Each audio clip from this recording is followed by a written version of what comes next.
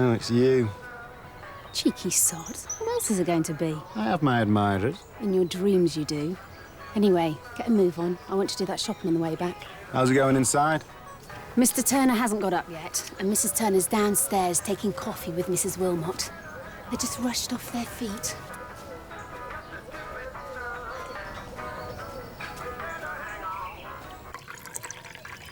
Has Nick discussed it with Jack, do you know? He hasn't mentioned anything. It was financial, I know that. I just wish he'd talked to me. He always used to get up early. To be first into the office, last out. He had enthusiasm.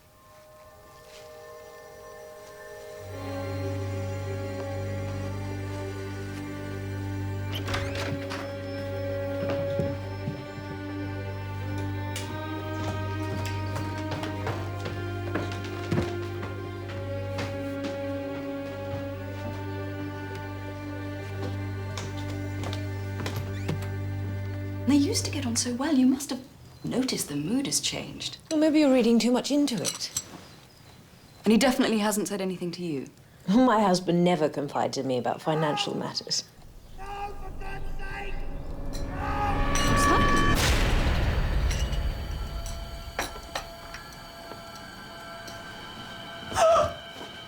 Oh, don't!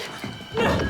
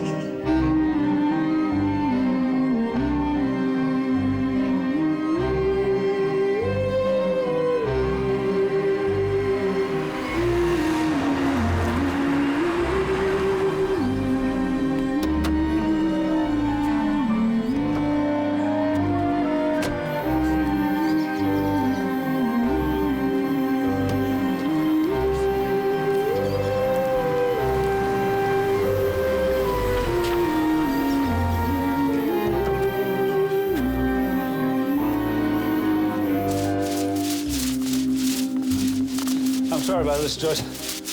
You're saving a bit for me to do, weren't you? Perfect timing, as usual. You seem to have beyond my control, Joyce, you know that. I missed a bit. You will be able to manage the dinner dance at Fallowfields on Friday night. Nothing is certain, Joyce, but I foresee no problem.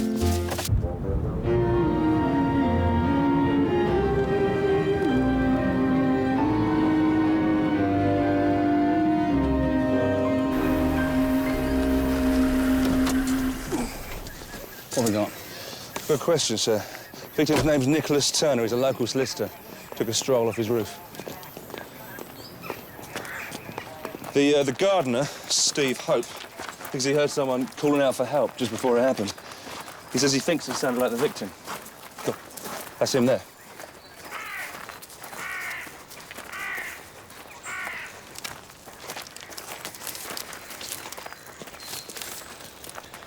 Morning, George. Tom.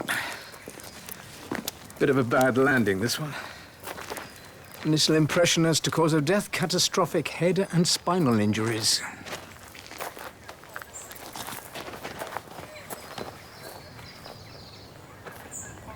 It's quite a snappy dresser.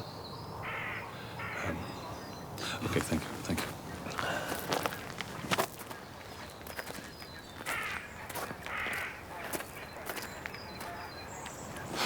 That's the downstairs neighbour. She actually saw the body hit the deck through the window. She was having coffee with a wife at the time. Wife's name's Felicity Turner.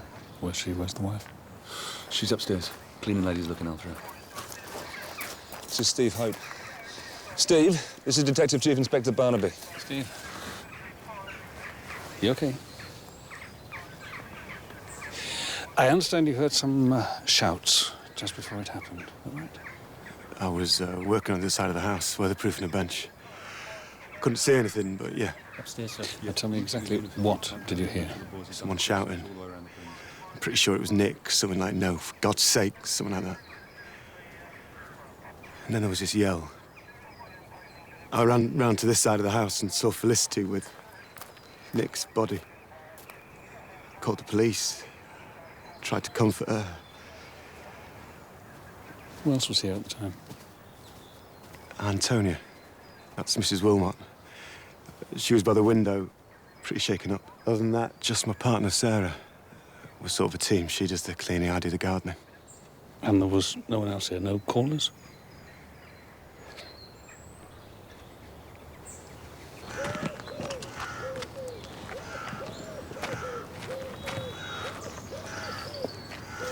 Got a few scuff marks here, sir. Could have been a struggle. Question is, what would anyone be doing up here in the first place? Is there someone you can stay with, Mrs. Turner?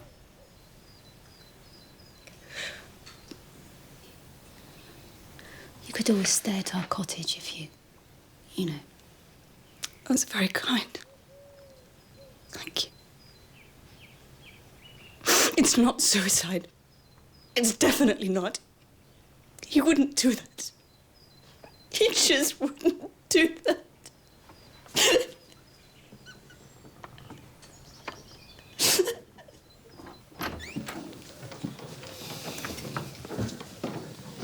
I've been trying to get her to change out of that dress, but she's just in a daze, poor thing. And you are the cleaner for... I do the Wilmots downstairs, the 2 floors, and the Turners up here. And when did you last see Mr. Turner alive? It was just before it happened. Just minutes, literally. I was down there dusting. I saw him come out of the apartment and go up the stairs. Did it strike you as curious that he was on his way toward the roof? Well, he's been behaving a bit odd lately. Depressed, not getting up till late. And I have seen him on the roof once or twice, staring off into the distance, so it wasn't that odd. And did he seem stressed the last time you saw him? Not really. Okay. Well, thank you. Thank you very much. Get back to Mrs. Turner. Thank you. Why did you ask if he was stressed, sir? If Mr. Turner wanted to make it not appear like a suicide, he may deliberately have tried to appear upbeat in his general demeanour and dress. Anyway, we need to check his life cover and get his bank details. The Shire's Bank, Causton branch. I saw the checkbook in the apartment, sir.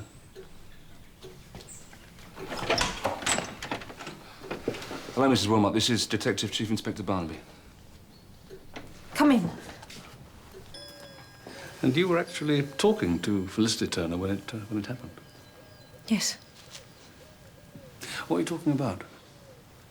Oh, Nick. And my husband, Jack. Yes? Oh, she was a bit worried that... well, that they might have fallen out. She probably told you. No. Fallen out, what about? Well, my husband works in the city. I have a feeling he may have given Nick some financial advice that didn't work out too well. And Felicity was worried about that, was she? Were there financial problems? She seemed to think so. Well, we'll need to talk to your husband. I'm afraid he's at work at the moment. I could call him. Don't worry. What time does he get home? He tends to leave early and get back early. Avoid the rush. Should be home about 6:30.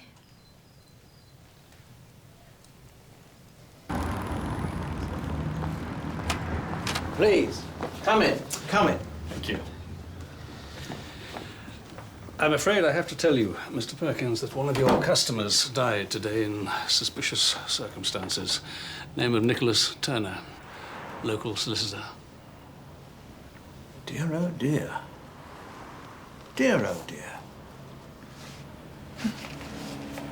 I actually knew him quite well. He's the occasional member of a pub quiz team I sometimes play for. Can I ask what these circumstances were of the... Death? Yes, you can. It was a fatal fall. And when you say you're treating it as suspicious, does that mean there's no question of it being self-inflicted? You mean suicide? We're keeping an open mind on that at this stage. We need to ask what his financial situation was. In many ways, he was an exemplary customer. In many ways. But this is in confidence. Of course. He had the misfortune of having parents-in-law who suffered greatly with their health towards the end of their lives. Well, it was unfortunate for them, of course, as well, but Nicholas insisted on giving them the best health care available, and you know how expensive that can be. Very generous man, no expense spared. They lingered. Mr. Turner was in debt? House mortgage to the limit, I'm afraid.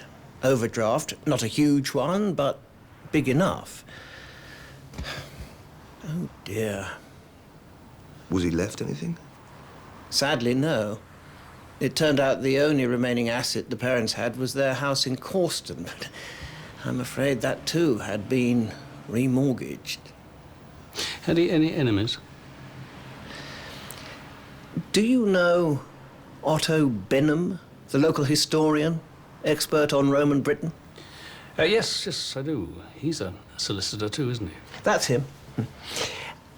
I had heard Otto had been casting a few aspersions on Nicholas's professionalism.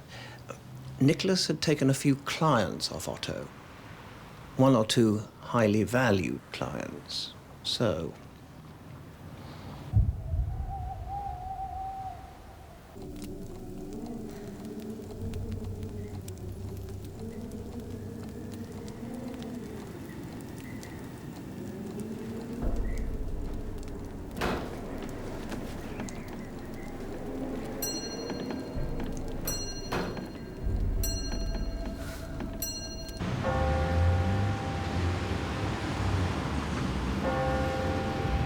Nick wasn't just a business partner. He was also a good friend. Mr. Martin, we need to ask you some questions which may appear a little, insensitive at this time. Thank you, Margaret. We've heard there's a rumor going round that Mr. Turner may have been dipping into your client's accounts. Now, could there be any truth in that? Absolutely not. We'd like you to look into those accounts, if you would, just to make absolutely certain. Well, yes.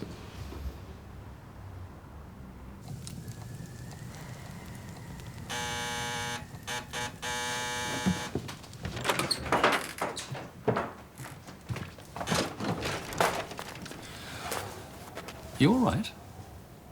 I'm sorry, yes. Come in.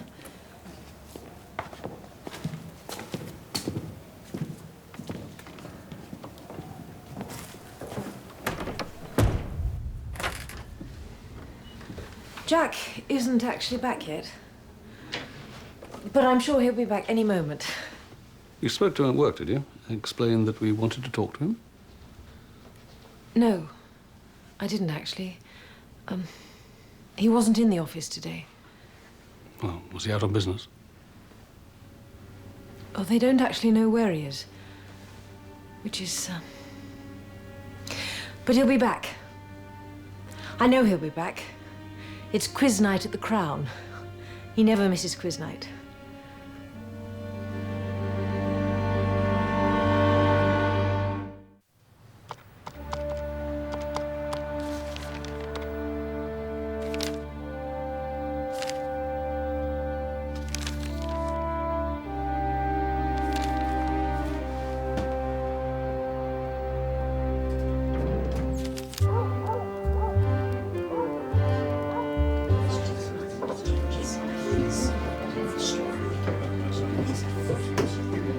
The next question's the last in this round, and we'll have a short intermission for those who want to recharge their glasses.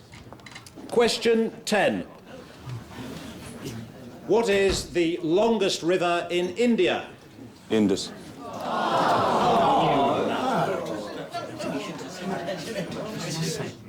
Make that Russia. Oh, blame him. We'll recommence in 10 minutes. Hello, Tom. Viv. Want to keep your friend under control. He's liable to get himself lynched in here. justifiable homicide, that, wouldn't it? Viv, have you seen Jack Wilmot this evening?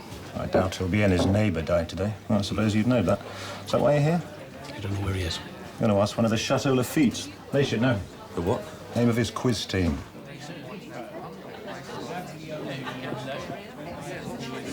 I think I know that one.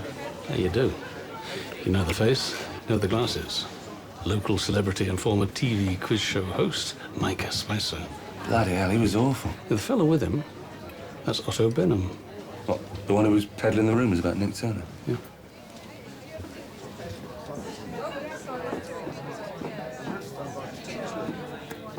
Yes? I'm Detective Chief Inspector Barnaby, and this is dear Scott.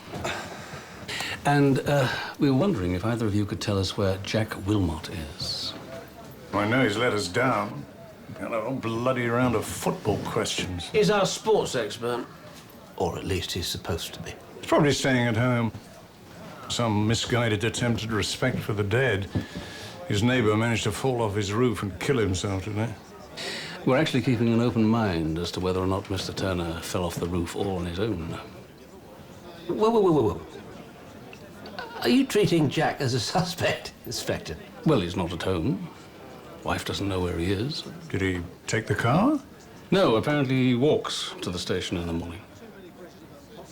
On another matter, we've been told that someone has been putting rumours about that Mr. Turner was dipping into his client's accounts. Nothing to do with me, Gov. You heard the rumours? Of course. Never trust your money to a man who pays his bills late. Or drinks low-alcohol lager. It's not growing on me. Is it you?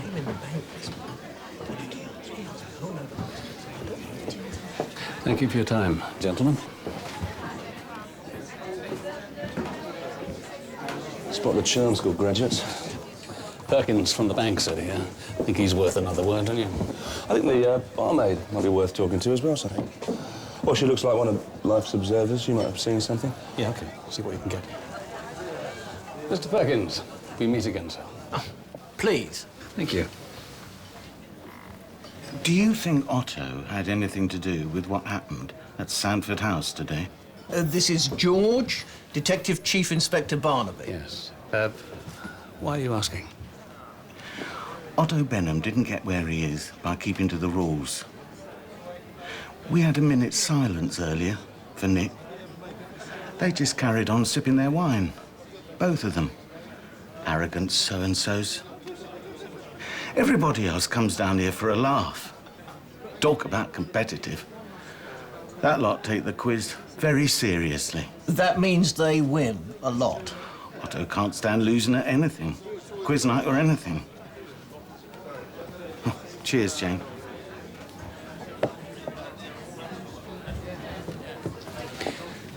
Your teammate seems a bit under the weather.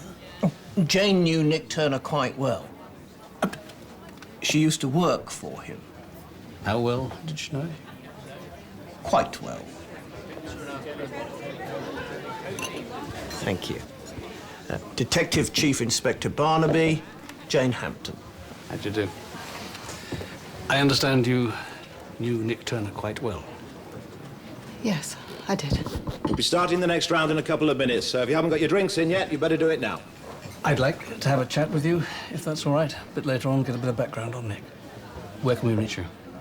I live at the lodge at the entrance to Sandford House. Okay, we'll be in touch. Thank you. Excuse. It's not a good time to talk to Zara, sir. I'll have to pick my moment. Zara? What?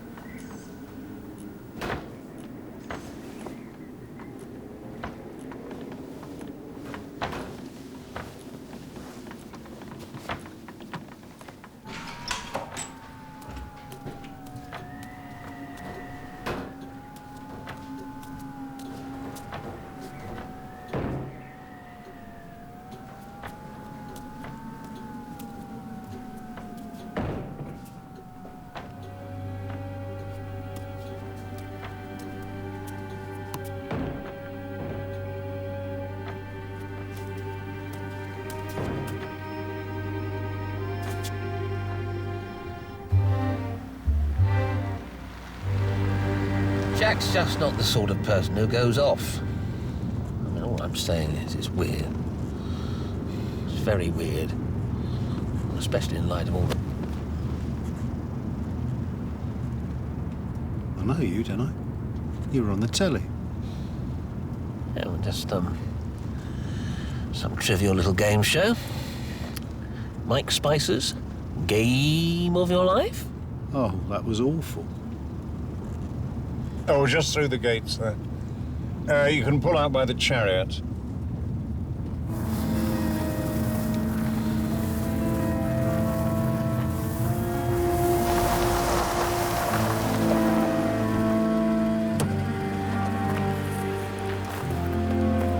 I'll give you a ring tomorrow.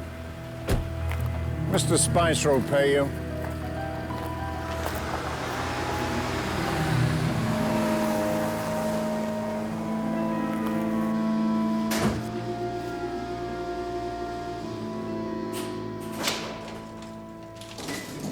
Any news? Otto?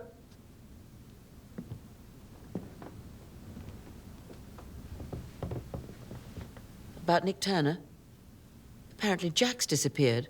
Have you heard anything about it? Just get some sleep, dear. You need your sleep.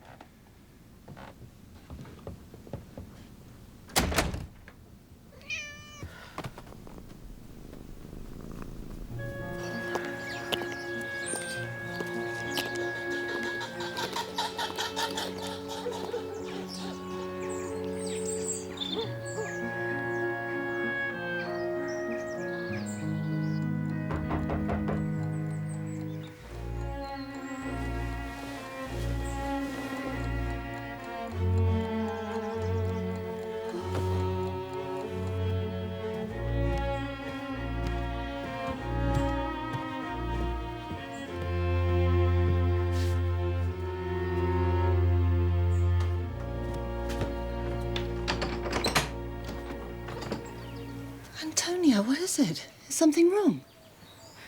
I baked you a loaf.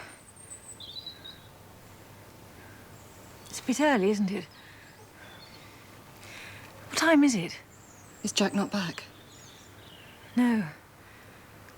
No. Oh, there were some letters for Felicity in the box. I wondered if you wouldn't mind... Well, she's staying at the Hopes. It's a bit awkward for me going up there. Of course. Come in. Come in, I'll put the kettle on. There's no word from Wilmot's wife, sir. No messages. So I think we have to assume Jack Wilmot is still missing, which makes him our chief suspect. Maybe Felicity Turner had a boyfriend, and it's the old two birds with one stone job, you know. Get rid of the husband and land the insurance money. Yes, that's possible. Unless, of course, Jack Wilmot is dead as well.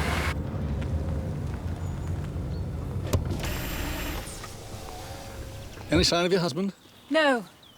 We were just on our way up to see you. Have you got a recent photograph of Jack we could use, please? I'm just on my way back now. Do you want a lift? Mr. Barnaby, do you think at some stage I could have a few minutes of your time?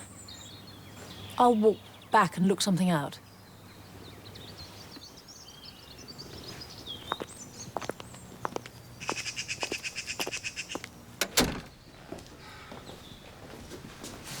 It's just that something happened when I was working for Nick. Something that he asked me not to mention to anyone, but I was wondering if in the circumstances it might be relevant.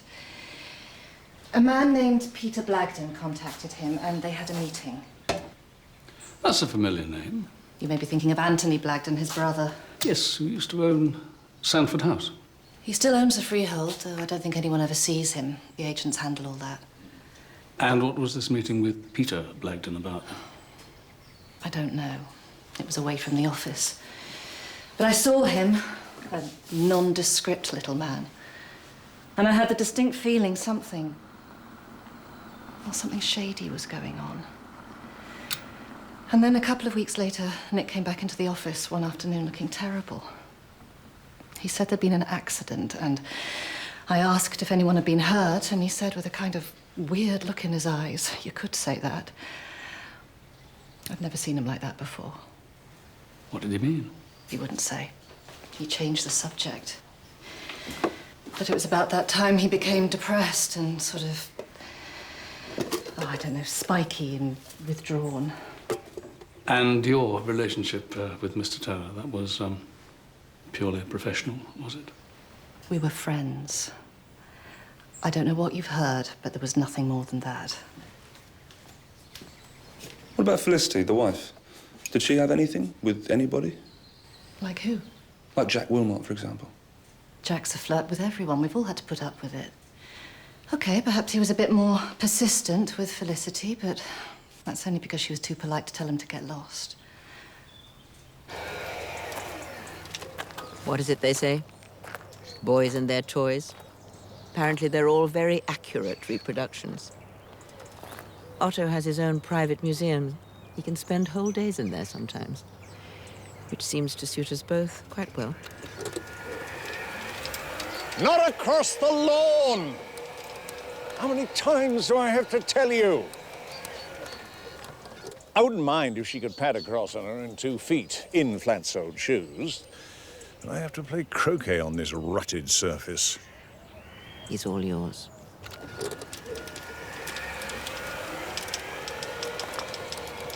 You found Jack yet? No, we haven't. But a name has come up, and I know that your knowledge of local families is pretty extensive. Do you know a Peter Blagden? Peter? I know Anthony. Peter's his wayward brother, isn't he? Lives abroad somewhere. But you've never met him? No. I also have to ask you where you were yesterday at midday. Ah. I was at my office. As everyone there can testify, you're welcome to ask them. Does the delicious Jane Hampton have an alibi? You were talking to her last night, I think? Yes, why do you ask? You know she was in love with him, with Nick Turner. We all know how quickly love can turn to hate. That's why she left Turner and Martin. Couldn't bear being so close to him, not being able to show her true feelings. Why do you say that? Oh, everyone could see it. Apart, of course, from the idiot Turner himself. He'd no idea why she fell for him. She used to have a high-powered job in the city, you know. Couldn't cut the mustard, had a nervous breakdown. That's probably why she was so attracted to Nick Turner, the human equivalent of a comfort blanket. A rather wet one at that.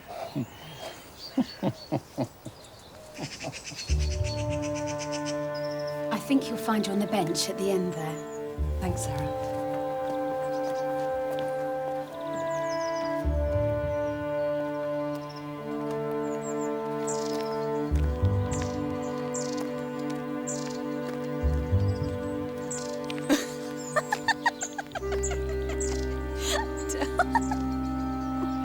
I know. I'll call you. Felicity? Hi. I thought I'd bring up the post for you. Antonia asked me to pass them on. Thank you. Is there any news on Jack? He still hasn't appeared. And are the police treating him as a suspect?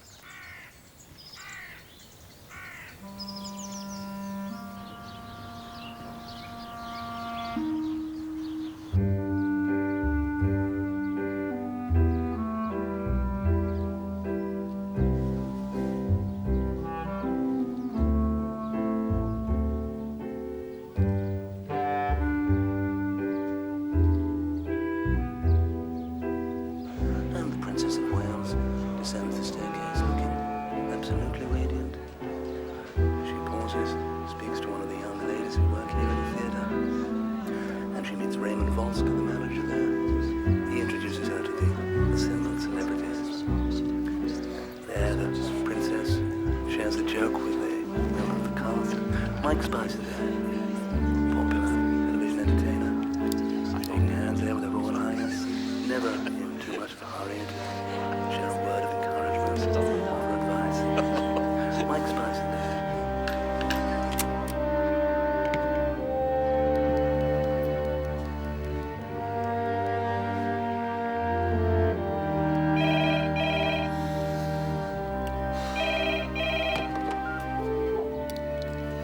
Mike Spicer. I've just had Barnaby around here asking if I know Peter Blagden. How the hell's he know about that? I don't think he does. He's just fishing. So, when he mentions Peter Blagden to you, don't react. You've never met him. Understood? Oh, my God. No, just be calm. It'll be fine. He's probably on his way over to you now. Stay calm. Yeah. Yep. Yes. Jack and me with Felicity and Nick. That was a lovely day. We've got a larger one of Jack, perhaps his own. Well, that's a good likeness. Yeah. Oh, yeah. Can we take this one?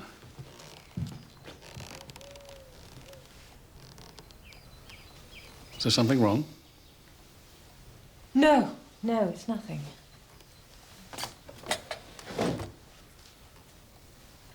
You'll think I'm completely balmy. Try me. I keep thinking I'm hearing these noises as if... Well, it's rather a difficult one to explain. When we first moved here, Jack heard stories at the pub about there being an old wine cellar that was supposed to be under the house. He became a bit obsessed by it, trying to find the entrance. Anyway, he suddenly stopped looking. It was odd. Do you think he found it? I had a nightmare last night that he was locked in. He was trying to communicate with me somehow, trying to get me to find the entrance. And now I keep hearing these noises, and Who would have locked him in? I'm just being silly. There's no one.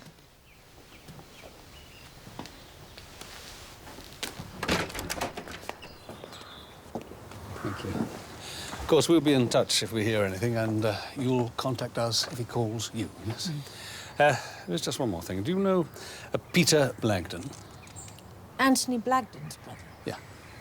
I've heard of him vaguely, but... you might try the agents. Well, they handle everything for Anthony. Morgan Associates. Okay, thank you.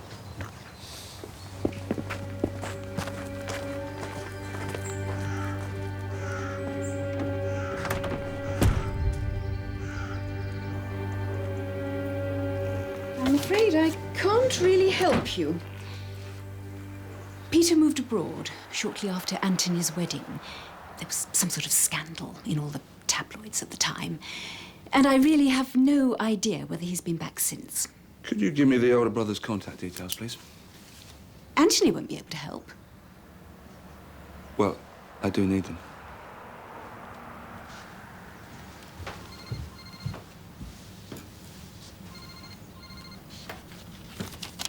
I know for a fact they haven't spoken in 10 years. No idea whether he's alive or dead.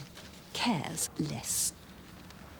Report is better than expected results, but its outlook is dreary.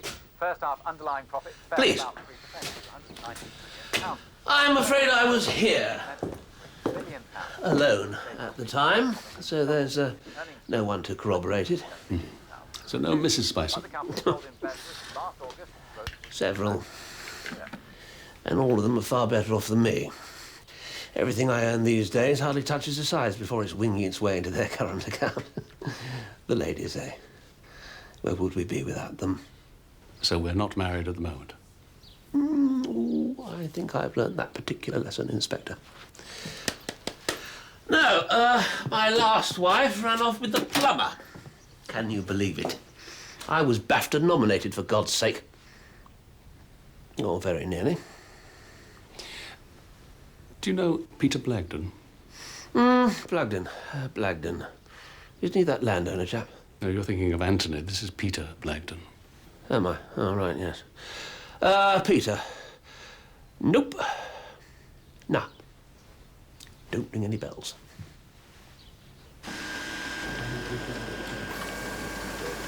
What have you got there? Peter Blagden's proven a bit evasive, sir. He fell out with his brother Anthony, big time, after he got caught on the job with Anthony's wife at Anthony's wedding reception. So no one knows where he is. But I've been onto one of my contacts at the tabloids. We dug around in the archives and came up with this. Now, that's 10 years out of date, but that is Peter Blagden right there. You sure? Yeah? I mean, we've got a few other pictures, but that's the best one. You can see why I'm confused, can't you? You described the man you saw as being small, nondescript. This is not the Peter Blagden who was with Nick Turner.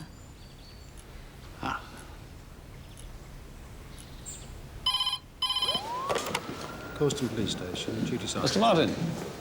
Mr. Barnaby, I wonder if I might have a word. You asked me to check through the accounts.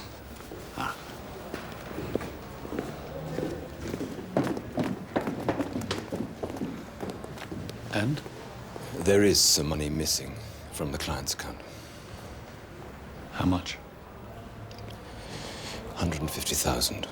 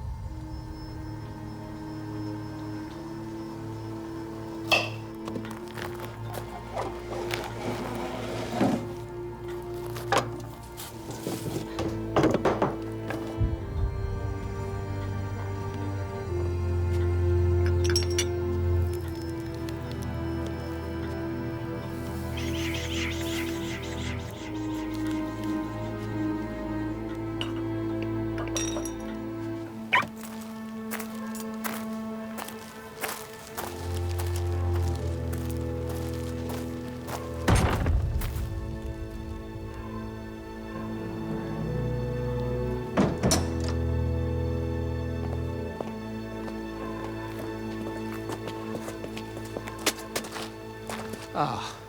Antonia. Just the person we're looking for. What are you doing here? We're looking for you, my dear. I think I just said that. Where's Jack? I don't know where Jack is. No. I know that's the official line, but you can tell us. You can tell us, Antonia. I wouldn't tell you anything. Ever. I know you're behind this. I know. Just go away.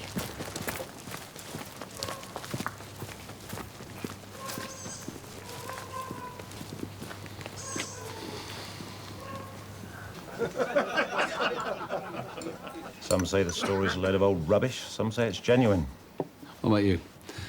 Do you think there's a secret cellar under Sandford House? I'm in the don't know, haven't a clue camp. That's me. I know someone who's been down there. Do you? Charlie Rice. He swore to me it was true. And he never spun a line, did he? Who's Charlie Rice? Dead now. He was an old boy. 80s. Vivid imagination. Don't think there's anyone else who's claimed to have been down there. Okay. Thank you. Scott. Sir? Any luck with Zara? I think she's a bit nervous talking here, sir, so I thought I'd ask around for a Chinese, get the setting right. She's up for it, so we'll go from there. Somebody's nicked the white line machine. Mr. Barnaby? Hello, Steve. I've just come down from the pavilion. Supposed to mark up the football pitch. The white line machine's gone. We do that? It's not as if they couldn't have borrowed it if they'd asked. Well, you must report it, Steve. Yeah, well, maybe it'll turn up. Hey, Steve, we've just been talking about that, you know, the rumour of a secret cellar underneath Sandford House. Do you think there's any truth in that at all? It's not impossible. It's not likely. Do you think I could have a word? Yeah? It's just... You know I told you when I was working on the bench? Now, I didn't have a view of the roof when it happened, like... I don't know if it means anything, but it was Felicity. Mrs. Turner, who asked me to work there on the bench at that time. Are you trying to tell us something here? No, it's just... Well, I normally decide for myself when I'm going to work. No one tells me normally.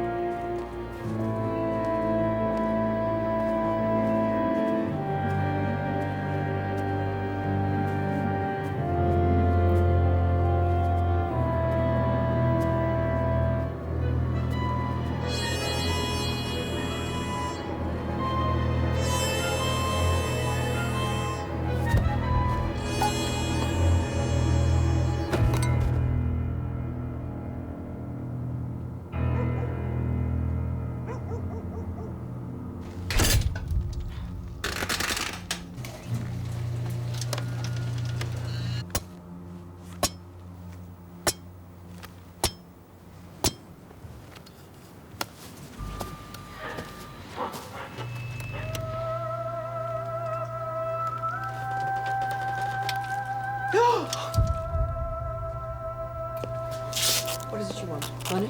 Is that what you want? Oh, my God. Not my mouth. No. I have asthma. I'll choke.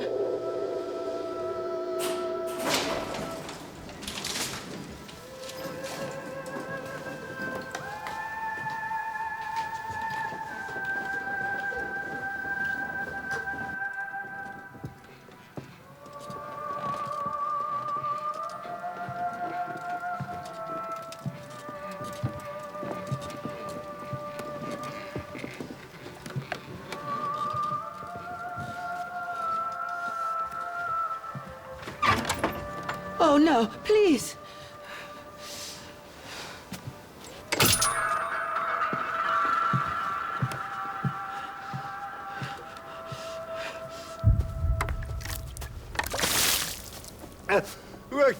What's going on? Who are you?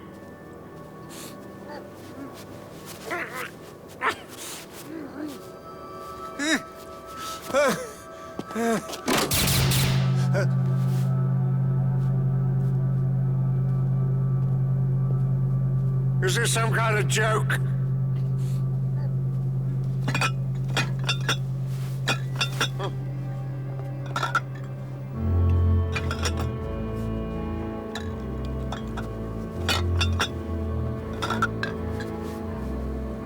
What is this?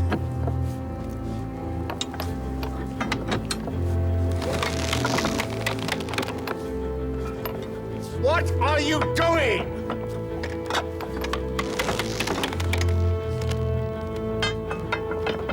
I order you to stop!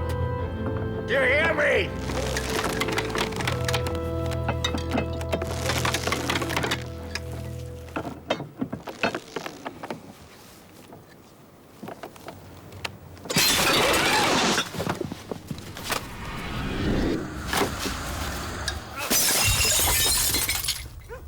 Right! That is it! My God! It's the 78 Marco! You bloody maniac! Bernie! Is that you? What are you doing? For God's sake, call the police! Bernie! You're in a bit of a pickle, aren't you? Oh, you stupid woman! Do something! Call the police! Do you hear me? Can I suggest about 5 degrees to the left?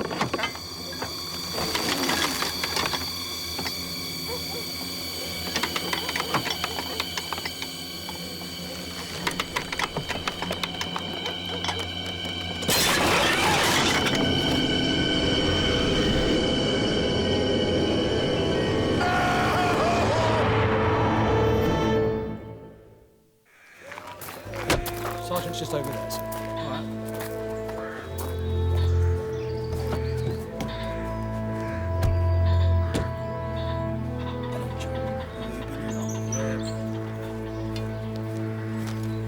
Postman had found the body, removed some of the glass.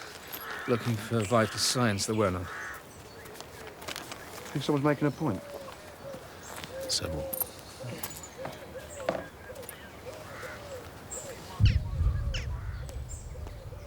Well, we'll be able to give Steve his white liner back anyway. Someone's gone to a great deal of trouble over this.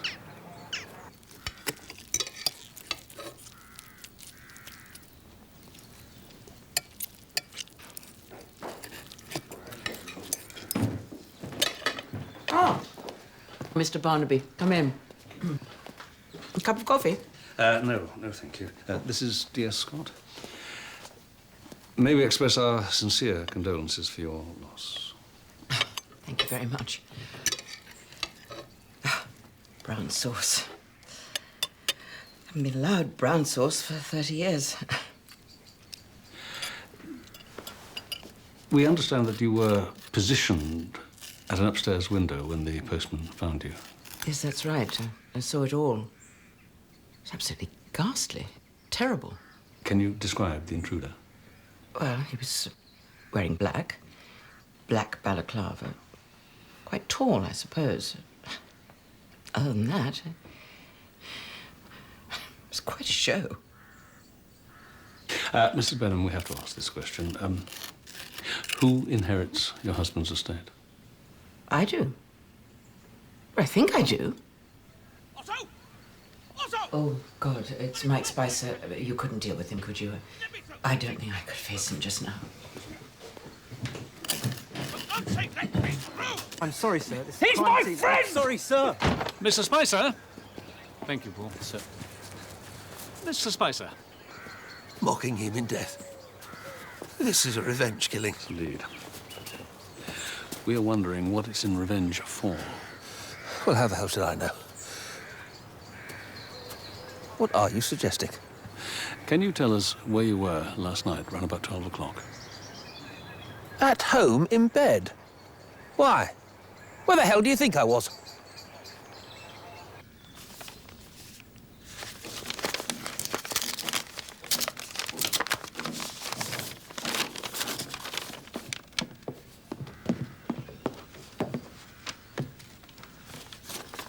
It's as I thought. I knew my husband wouldn't want his wife to be seen to go without. Did you get rid of him? Yes, we'll talk to Mr. Spicer later. There's the stuff from the safe. Mm-hmm.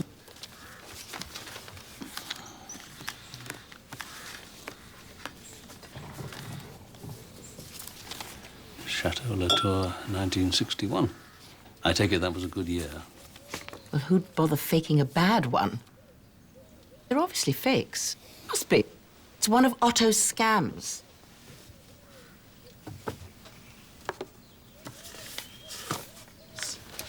Sir? Got some more wine labels as well. Latour, 59. Petrus, 61. And Margot, something called a Haute Brian. I don't know much about wine. I think it's quite expensive. What sort of scam? Oh, it's no use asking me. I kept well out of his doings. But something's iffy. You can count on that. Mrs. Benham, do you think there was any significance in them putting you by the window like that so you could witness what was happening? Yes, I think there probably was. I've always been aware of what a shyster Otto was. But I decided early on to turn a blind eye. I've always been very keen on comfort, status. Couldn't really live a life without it. I imagine whoever it was thought that witnessing my husband's death would be a form of punishment. But you see, I'd had my punishment already. No, I don't mean the riding accident. I mean living with the man, sharing his appalling life. Quite punishment enough. I suppose I did feel a twinge of pity in his last shuddering squirts of agony, but not a great deal.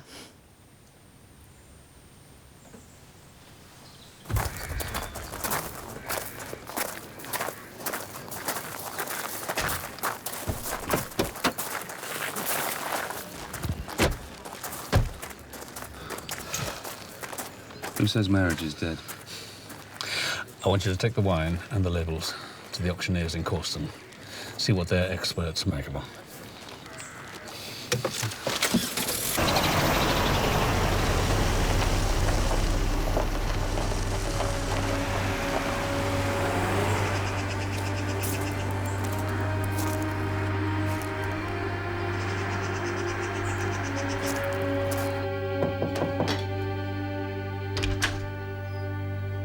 Antonia. I'm so sorry, Bernie. You must feel awful. Mixed feelings, really. How are you? Any word from Jack? No. Nothing. Come and have a cup of tea. Or maybe something stronger. Do they know who did it? I think they'd be spoiled for choice in the enemies of Otto department. Bernie, I'm sorry to ask. At a time like this, it must seem really selfish when you've just lost your husband and everything, but I'm desperate. What is it, my dear?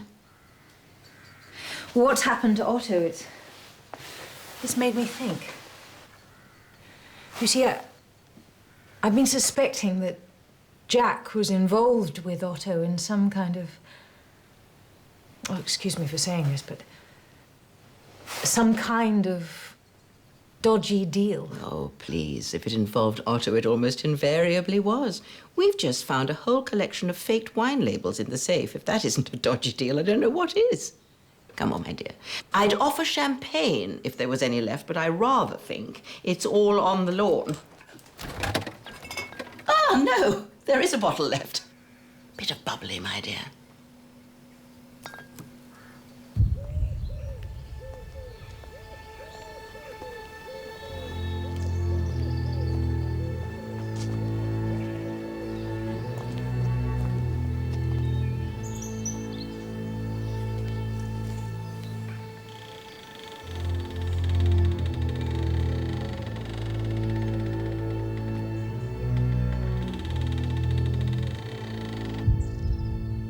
Otto Benham? When did it happen? Around about midnight last night. I have to ask you this. Were you both here last night? Yes. Yes. Mrs. Turner, did your husband ever mention an old wine cellar under Sandford House? He may have done. I think it was more Jack who went on about that. It was just an odd story, wasn't it? How about you? Do you know anything about it? Not really. Local rumour. I've never paid much attention.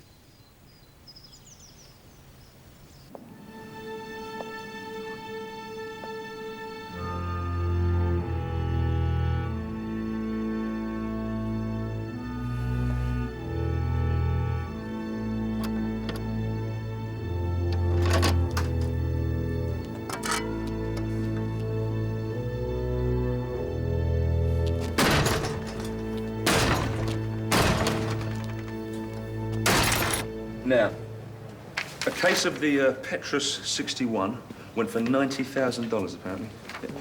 6 bottles of the Mouton Rothschild fetched $70,000, but they both had a very good provenance. I think that's like a pedigree set. Still, the auctioneer reckons that a full bottle of clear, good quality wine like this one, even without the provenance, would cost at least £1,000 a bottle. So we're talking very big money if all of these were genuine.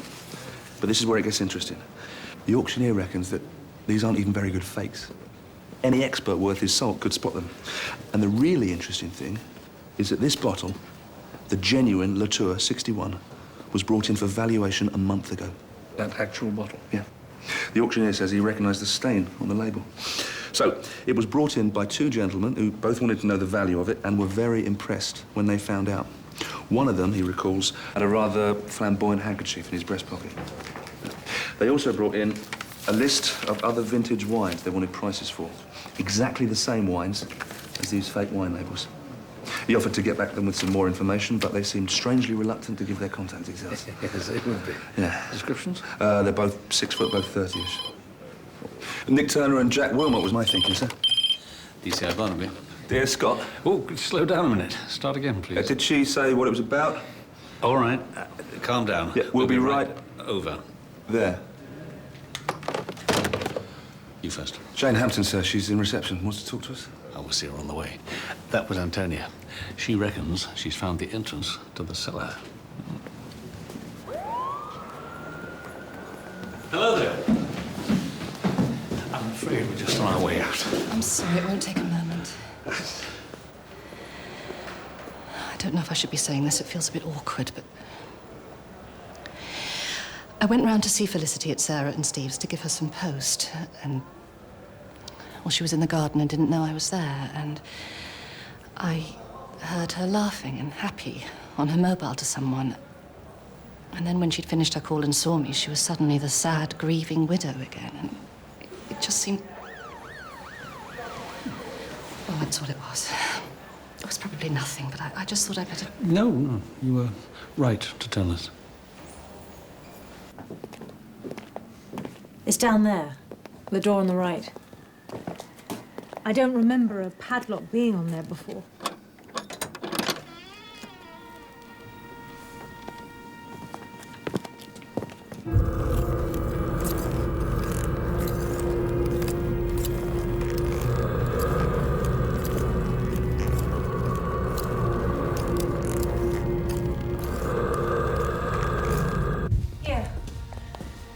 Someone's cleared a path through here.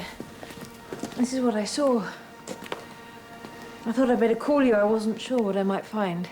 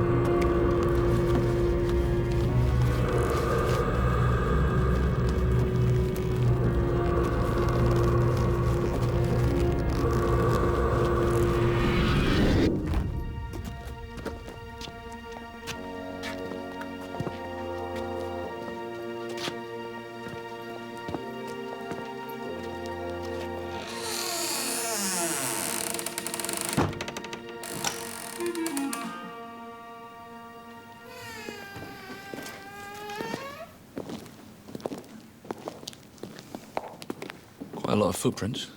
They look recent. Here. What about this?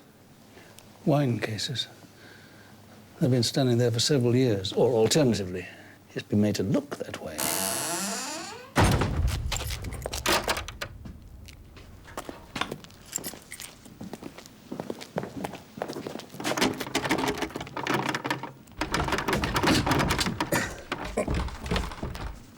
That's handy.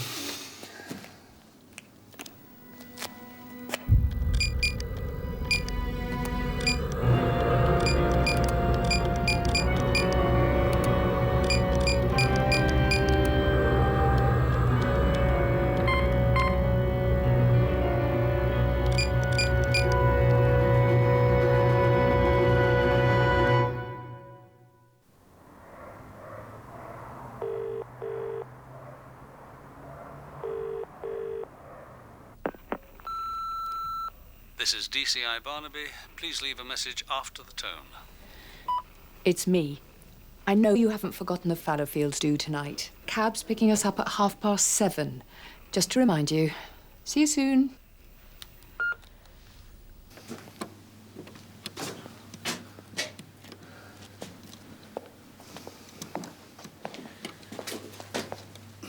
He's left the key in the lock.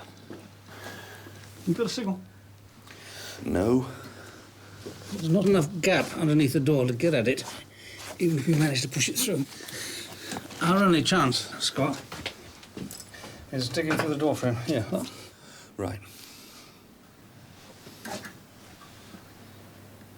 Jack's dead. Sorry? If he's not down here, he's dead. I know it, I just know it. Why do you say that? He didn't kill Nick. He wouldn't kill anyone, and he wouldn't just disappear. Well, someone killed Nick and Otto. And they've killed Jack as well. Who? Who'd kill your husband? I don't know, I'm just saying. You thought that the cellar was under the house, didn't you, before? What made you all of a sudden look for the entrance in the outbuildings?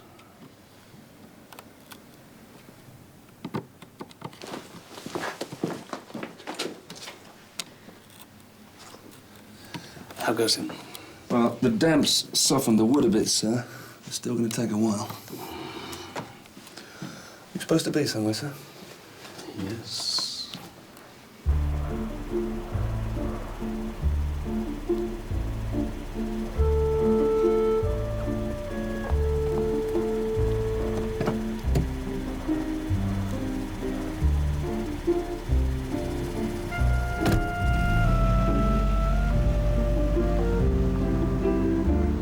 Taking Zara out for a Chinese tonight. Could have picked a better time to be locked in a secret underground cellar, sir. We're going to get out of here before the air runs out, before we all die of thirst. Yeah, of course we will. I wouldn't be so sure. Well, it's going a bit slower than I thought, sir. We'll get out. Don't you worry.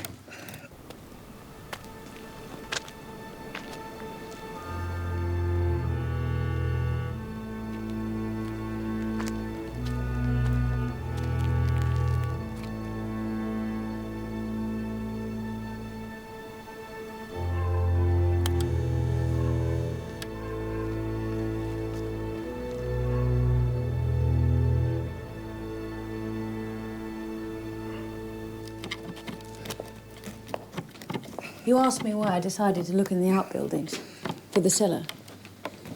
It was because I found Otto and Mike Spicer coming out of them. When was this? Yesterday evening. I'd been shopping and I just parked the car. And you thought, what, they'd been down here in the cellar? Well, not immediately. When Bernie told me about the fake wine labels you'd found, I thought there might be a connection. There was some kind of con going on, wasn't there? Looks likely. Was your husband involved in that?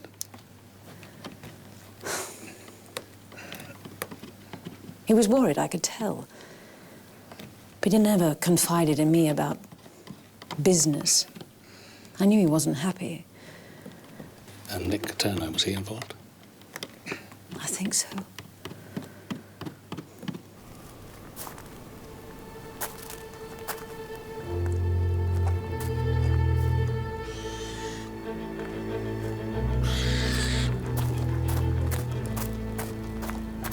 So, how can I get and this horse got off its fence. Jump the fence on its own. And it's two guys one side, horse the other. Oh, thank you. Lovely. Feel bad about Zara, sir. Standing her up like that, poor thing. She'll be gutted. Yeah, I can imagine. Well, shy girl like that, low self-esteem. Must have made her day being asked that way. Like you know, sir. Spread it around a bit. No, but seriously, Mrs. Barnaby, she'll be getting anxious by now, sir. Thank you.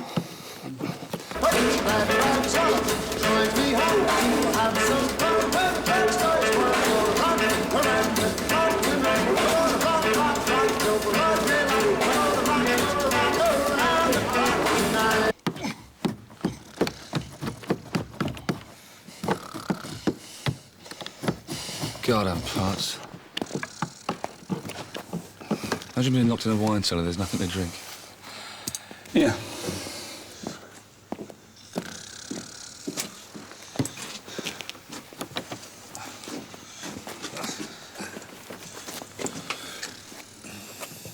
You got any idea what the con was, sir? Well, I could make an educated guess. Unfortunately, it doesn't help much in explaining the murders. But you think Nick Turner with 150 grand of his client's money, you think he was the mark? Yeah, looks like that.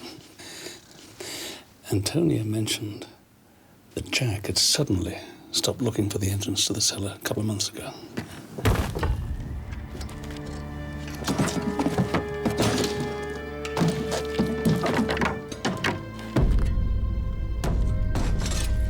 I think he found it.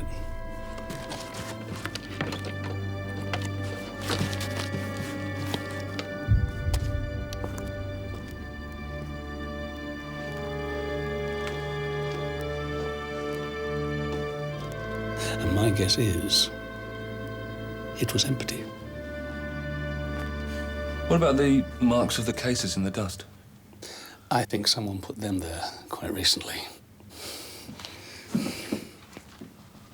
The wine bottle and the labels found in Otto's safe. He's the one orchestrating all of this. How he first came up with the idea, just who knows. Maybe when he heard about the cellar from Jack, the con man in him just instinctively thought, you know, there's something I might use. How? This is just a hypothesis, okay? We know that they got someone to impersonate Peter Blackton because the man that Jane saw, he wasn't the real thing. My guess is that they installed the fake wine down here in the empty cellar. Probably plonk from the supermarket, with the real labels soaked off and the faked ones put on. Dusted down with, well, I don't know, with the contents of hoover bags to make it look like no one had been here for decades. The whole place dressed to look like an ancient, forgotten wine cellar, full of priceless old wine, all fakes. Except one.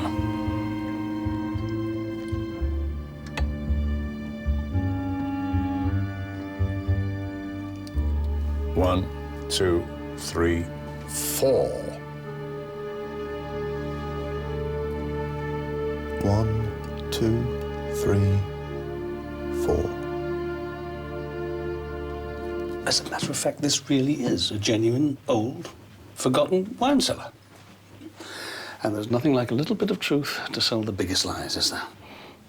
So then they just had to prepare their story, brief the man who was going to play Peter Blagden, and then sell the con to Nick. I'm there in the middle of a London drinks party, and suddenly I'm talking to Peter Blagden, brother of Anthony. Now, he's back from Martinique or something for a funeral. So I ask him, does he know anything about the cellar that's supposed to be here? The one I've been looking for. Now, he says, calm as you like, that he's been in it with his grandfather 40 years ago, just after his grandfather had been round France on a wine buying trip. So I ask him, was there anything down there? He says it was packed with vintage wine.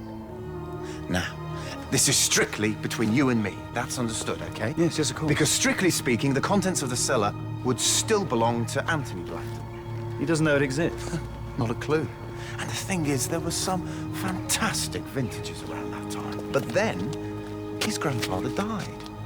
This Peter reckons no one else knows of the whereabouts of the cellar. Anyway, he's obviously a bit down on his luck. He said if I was interested, we could come to some kind of financial arrangement. Then they must have met up with the Peter Blagden impersonator and arranged to take a look.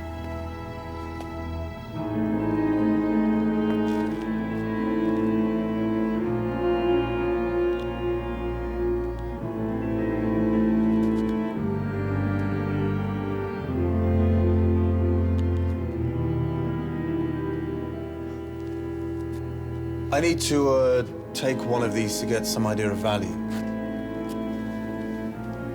Next step, the genuine expert at the auctioneers, whom we know they visited.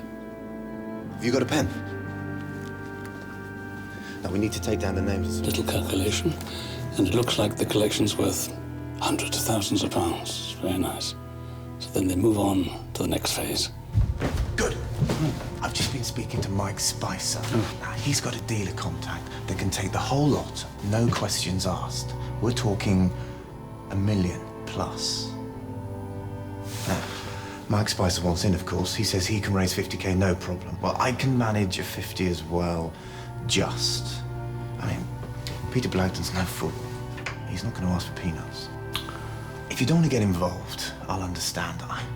I don't really know what I'm doing. It's not my normal thing. It's just, you know, it feels like a once-in-a-lifetime opportunity. I'm in.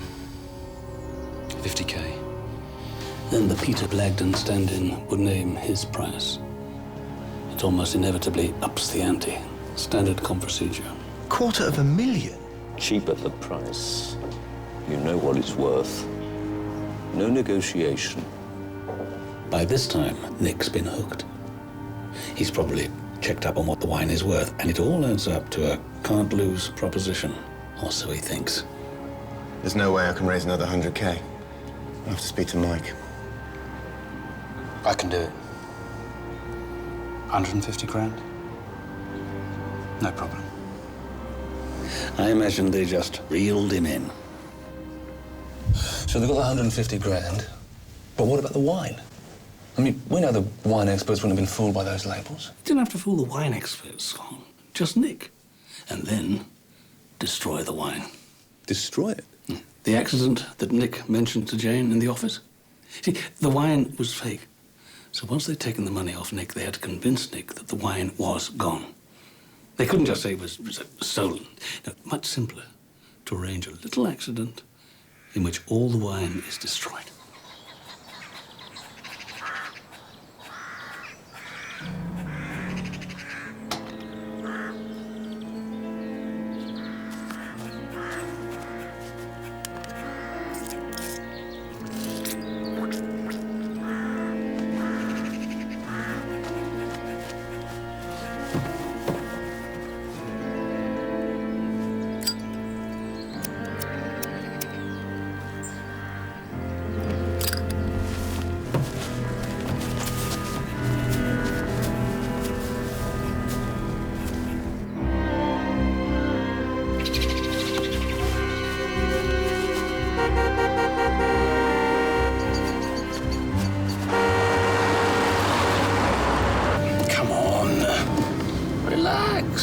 Jack's not gonna lose it.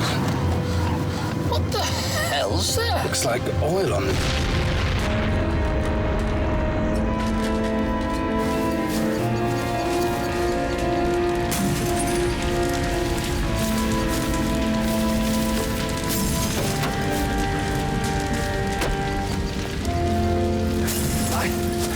I don't know what happened. I just lost control. That's bloody 50 grand. What do you mean 50 grand? I put in 150.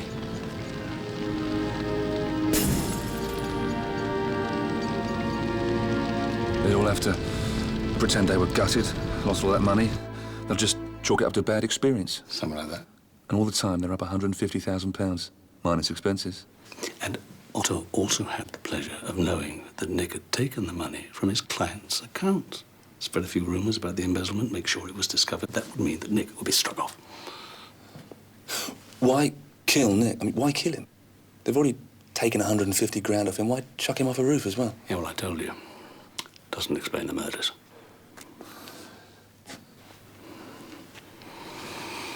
Gee, it's 2:30. Joyce will be having kittens.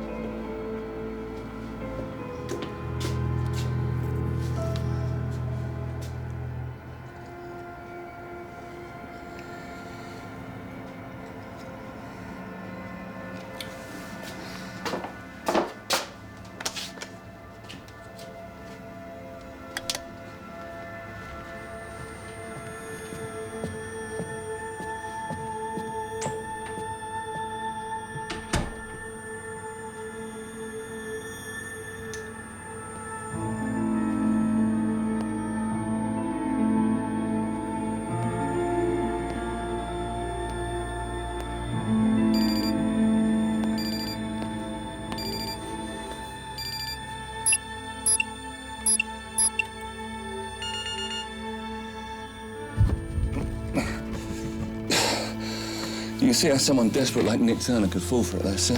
I mean, it is a neat con. I suppose it's all about people wanting to believe. Easy money, hidden treasure. Everyone's a sucker. You just choose the right location or context, and then you dress it up convincingly.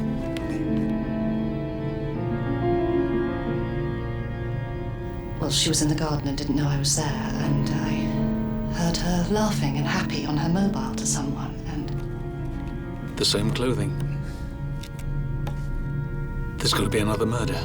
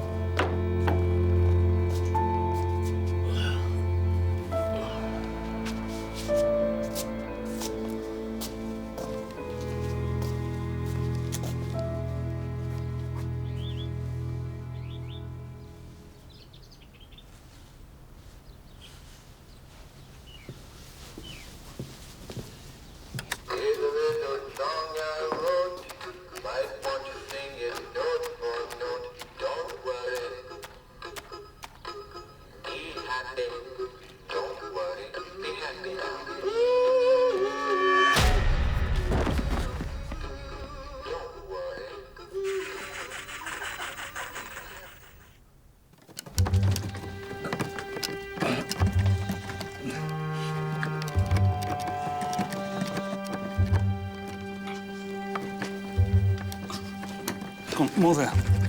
That's it, come on.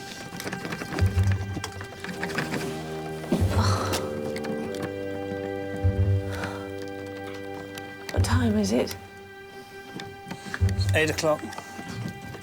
In the morning? In the morning.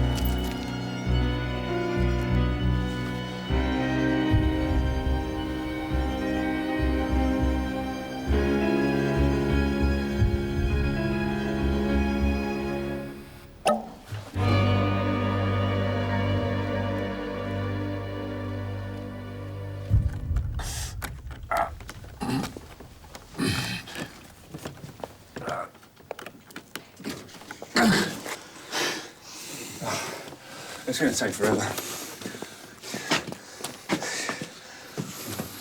Try again. Hello? Is there somebody there?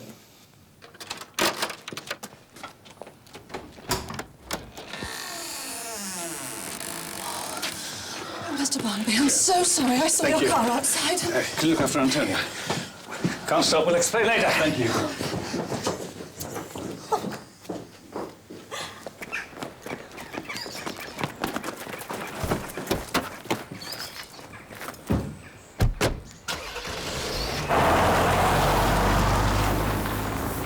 Can you give Joyce a ring, please, Scott? Just wanted to know that everything's all right. Hello, Mrs. Barnaby. This is Dan Scott. Oh, Daniel. How lovely to hear from you. Yeah, Mr. Barnaby asked me to call you to let you know everything was all right. We were unavoidably detained last night, but now we're... Yeah? Yeah. Well, I'll tell him. Well, what is it? Mrs. Barnaby asked if you could pick up a carton of plain yoghurt on your way home this evening, sir. You're having curry tonight. Yes, thank you. Thank you, Scott.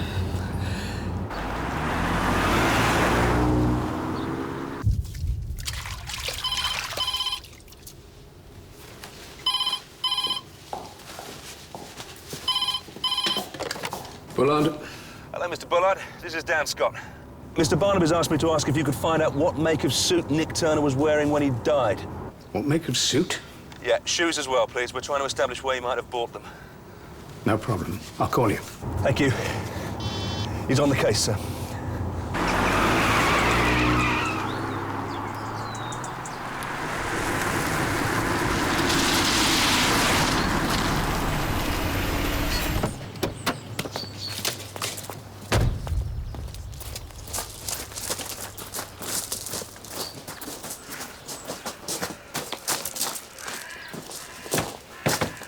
Mr. Spicer? Hello?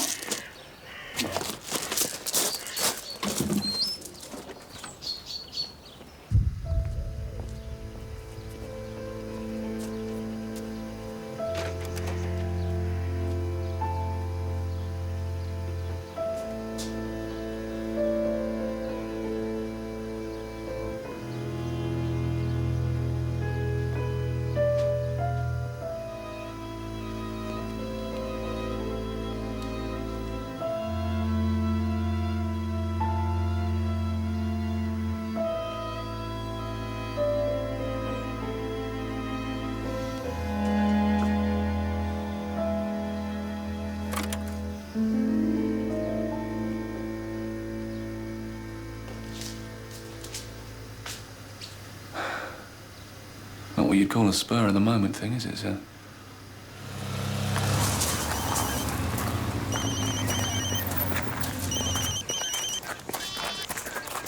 George? The suit label is Callum & Co.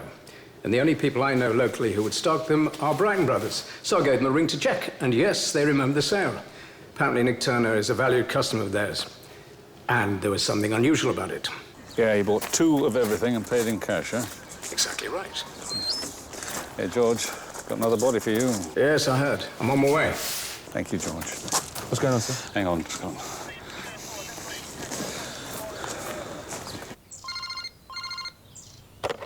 Hello? Sarah, this is DCI Barnaby. Is Felicity with you?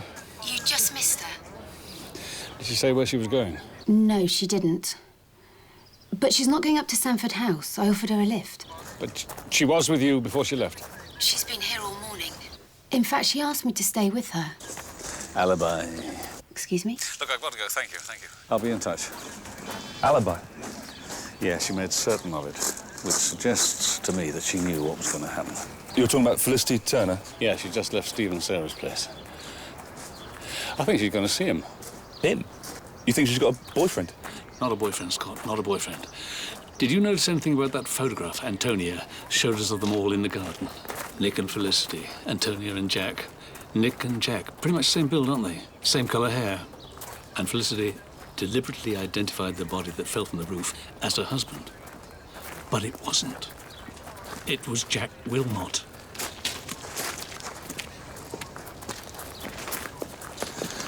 Nick Turner is still very much alive, Scott. And he's our killer.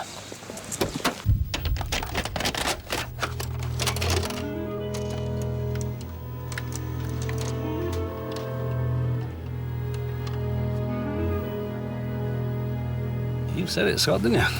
We're all suckers at heart. You dress up something convincingly in the right context. I mean, Antonia, his own wife, she was standing, what, a few feet away? Didn't recognize the body of her own husband. Helped a little. The body landed head first. No!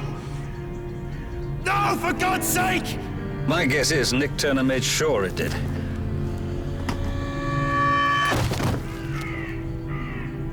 So he discovered he'd been conned, and it was all payback. Nick and Felicity together.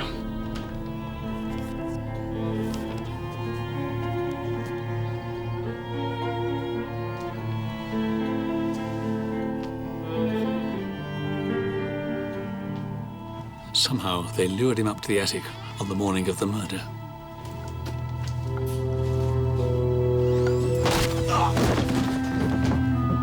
I'm going to enjoy this. Bastard.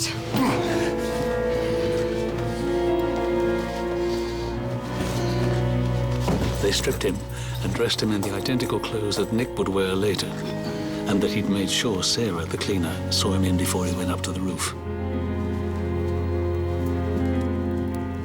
Then they tied him up, restraining him, gagging him in some way that wouldn't leave any marks. Later, he must have knocked out Jack again. I mean, it wouldn't be easy for us to notice the smaller injuries under the massive ones from the fall, would it? Took off the gag, manhandled him over the edge, and then let him drop. Felicity made sure she got to the body first, so she could cradle the head in a way that meant no one else could see it properly. Just in case. Simple but effective. You can't be charged with murder if you're already dead, can you? And you think she's going to meet him? Yeah. The question is, where? It turned out the only remaining asset the parents had was their house in Causton.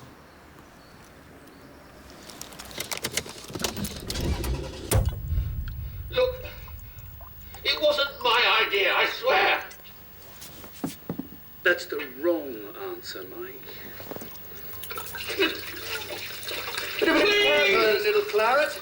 You're getting the raspberries there, Mike. Very pleasant. Oh, and it might be worth your trying to answer this next one correctly. So, for another minute or two of your worthless conman existence, what makes you think you have the right to destroy other people's lives, Mike? I'm going to have to hurry you. You can go to hell! Oh. I think you'll be getting there somewhat ahead of me.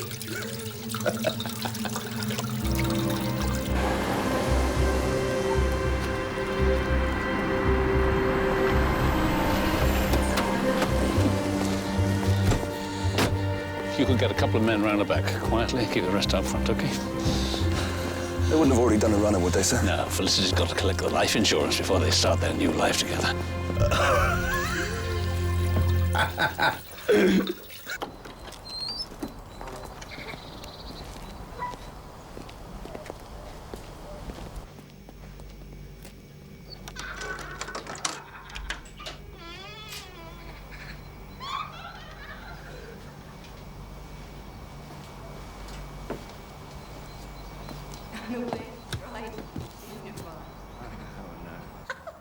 Till the gurgling.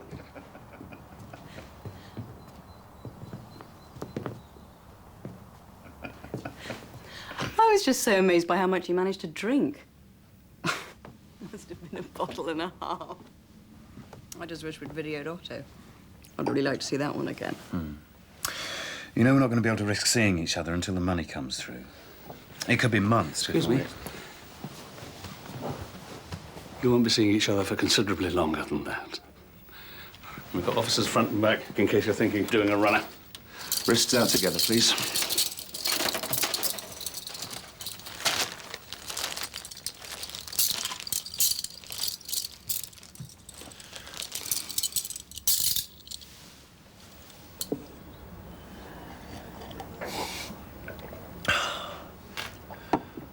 Imagine the station not noticing we were missing, sir. Still, it's one thing for your colleagues not to realise you're not there, but for your own wife not to realise you hadn't spent the night with her, sir, that must hurt a bit. Well, you might be hurting a little bit too, Scott, once Zara has finished with you.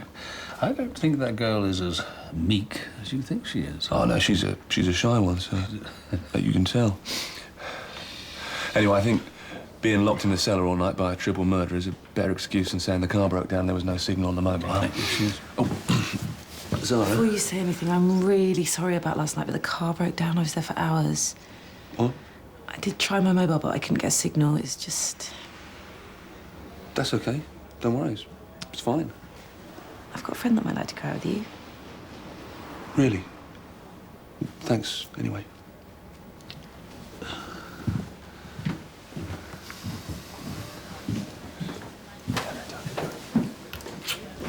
Oh, she'll take a long time to recover, Scott.